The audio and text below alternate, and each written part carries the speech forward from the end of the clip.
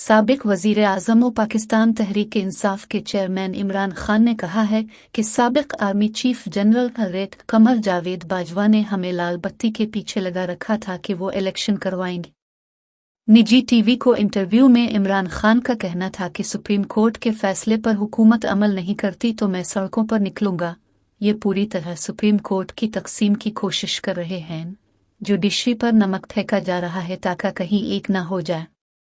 उन्होंने कहा कि उनकी कोशिश है इमरान खान को किसी तरह इक़्तिदार में नहीं आने देना। इमरान खान ना आ जाए इसलिए उन्हीं चोरों को मुसल्लत किया हुआ है। जिन लोगों ने मुल्क लूटा बाजवा ने उनको मुल्क पर मुसल्लत कर दिया। उनका कहना था कि रूस जाने से पहले जनरल रेट बाजवा से पूछा जाना चाहिए या नहीं।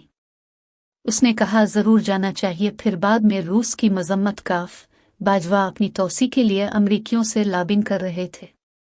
इमरान खान का कहना था कि कमर जावेद जू ने हमें लाल बत्ती के पीछे लगा दिया कि मैं इलेक्शन कराता हूं। उसने मुझसे 2 बार असेंबलियां तोड़ने का कहा। अब हर कोई इलेक्शन से भाग रहा है। कमर बाजवा ने इंतखाबात के मामले पर हमसे झूठ बोला। मुझे असेंबलियां तोड़ने का कोई अफसोस नहीं। मैंने अपने अरकान असेंबली को इस्तीफे देने पर रजामंद किया। इंसान गलतियों से सीखता है। मैं बहुत जल्द सीख गया था। उन्होंने कहा कि तौसी के बाद कमर जावेद बाजवा बिल्कुल बदल गया। उसे नून लीग से इश्क हो गया था। उसने नून लीग वालों के केस रुकवा दिए थे। नैब को बाजवा कंट्रोल कर रहा था। आइन के मुताबिक असेंबलियां तोड़ने के 90 दिन के अंदर इलेक्शन होने हैं। ये जानकर असेंबलियां तोड़ें। सुप्रीम कोर्ट के तमाम जजेस से सवाल है कि हम इलेक्शन क्यों नहीं करा रहे। हमें मुशर्रफ के दौर से ISI ने बताया कि इन लोगों ने कितनी लूटमार की है।